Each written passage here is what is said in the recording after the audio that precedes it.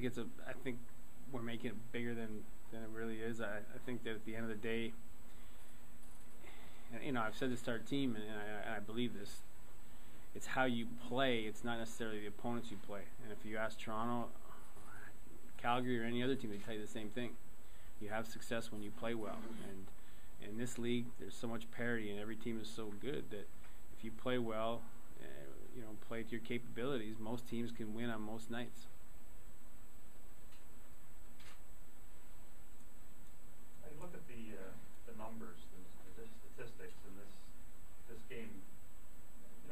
You dominate them in almost every area as well as you've dominated them all season. How do you keep your players from not paying any attention to that? Again, we try and focus on ourselves. Toronto's an excellent football team. Our players know that, and we've felt that way every time we've played them. I mean, they have the same record as us. They've beaten the best teams in the league. All the respect they get, they've earned and they deserve. And we've tried to make the focus us to become a better football team.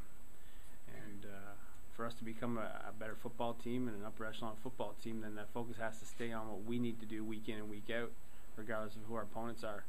And you have to game plan your opponents and understand how your opponents play and those type of things. But the most important thing is to be able to do what you need to do to be successful. When you look at Toronto's defense and you see them starting a new corner, is that something that we can expect you to attack and go after? Well, it's a little different than most teams. Toronto plays a lot of zone defense.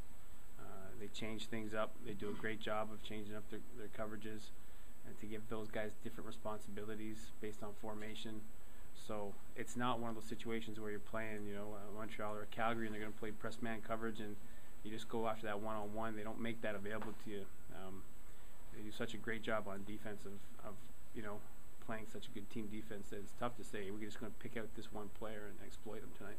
So obviously they're going to do a good job of trying to protect him and keep him in positions where he can only be successful rather than leave him on an island.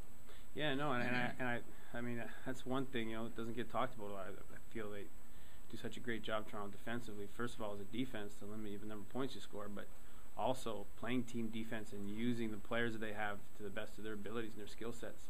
I mean, their coaches do an excellent job of letting guys do what they're very good at doing and putting them in positions where they're going to be successful. And I don't think it'll be any different regardless of who the corner is or where he plays. You have Arlen coming back. He says he's raring to go and he's 100%. Do you find this week in practice he has the hop back in his step? Absolutely. I mean, he practiced last week. He was available last week. We just didn't want to take the risk to play him last week. So he's been ready to play, and he's practiced like Arlen practices. One speed, and that's full go. And he did that 3 consecutive days. So I have no concerns whatsoever. If this wasn't a playoff game, would McDaniel go? Yes, he would. Yeah. He practiced hard the last 2 days and did everything we asked him to do, and he's healthy as well. We've been down this road last year where we've learned from last year that playoff game or not playoff game, put your healthiest bodies on the field. Has there been a lot of chatter about last year's playoff game? No, there hasn't actually. We've made the adjustments in terms of our preparation that we felt we could do better from last season, but those are internal and with nothing we've discussed with our players. What has Bags allowed you to do since you picked him up? Have you changed much schematically defensively, or has it just been here's what we do, come in and just do what we are asking you to do? Well, it's probably more of that. It's here's what we do defensively, and here's your role, and here's how you can fit into that scheme of how we do things. What's been incredibly important, though, is he's made plays. It's one thing to put a guy in and say this is your job and this is what you do, but every time he's had an opportunity to get to the quarterback, to get his hands on a ball, tip a ball, pick up a fumble, score, he's done that, and that's what makes the good players great. Not just that they can do their job, but they can do the extra. They can make the big play when it comes their way, and so it's done that. But it's also hopefully made the rest of our D-line better because of the rotation we have, we're fresher, and hopefully it makes us a better pressure team because of it. In a perfect world, would you like to see McIntyre at end or tackle because he plays both fairly well?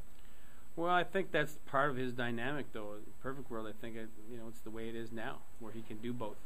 Because when you put him inside, his quickness on a guard helps in passing situations, and when you put him outside, he's still quick enough that he can play on the edge, and he can also hold down the run. So I think that he's one of those players that you move around, and for that reason.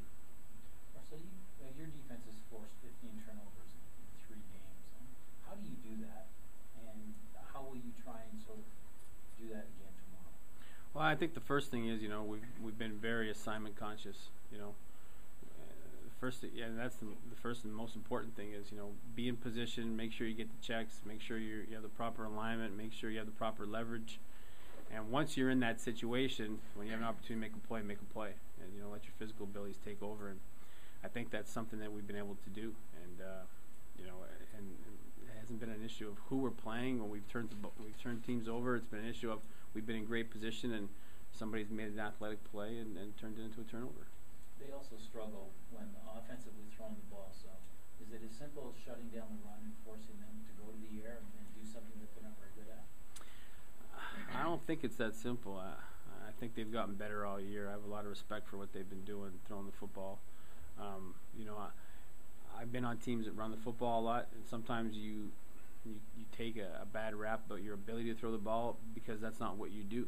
Your focus is in your run game, and for good reason. So I think they're much better throwing the football than they get credit for, and I don't think you can just sit there and say you're going to try and take away Boyd and stop him. I don't think that's an accurate way to play a team. And we've played good team defense, and we've tried to do that week in and week out. That's how we're going to have success, whether we play Toronto or any other team. Will you watch the Ottawa Western game this afternoon? I will. I've got a lunch bet with my owner. My president, sorry, not my owner. Any further questions, guys? One more thing, if I may.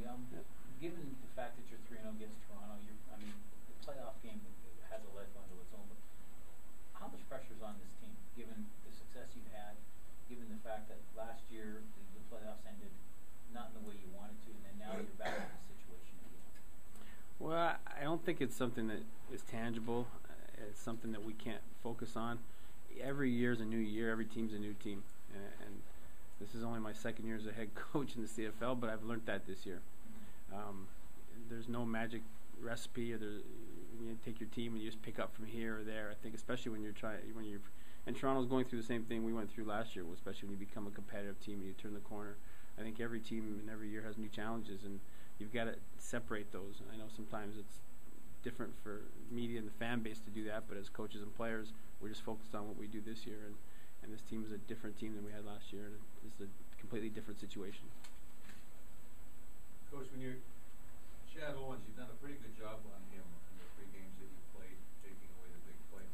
Preparing for a game like this, would you adjust your personnel on your coverage teams at all to take away what he does best, or do you just go with the guys you've had all year long? Well, I think Toronto is going to do the same as we're going to do. You're going to look at the matchups you had throughout the season. Were they good matchups?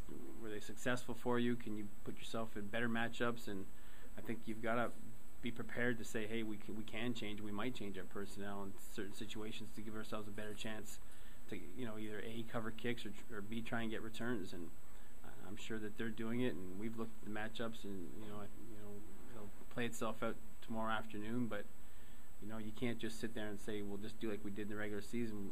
Regardless of whether you had success or not, you've got to put your best foot forward, and what gives you the best chance tomorrow. All right, Toronto's players should be finished up on the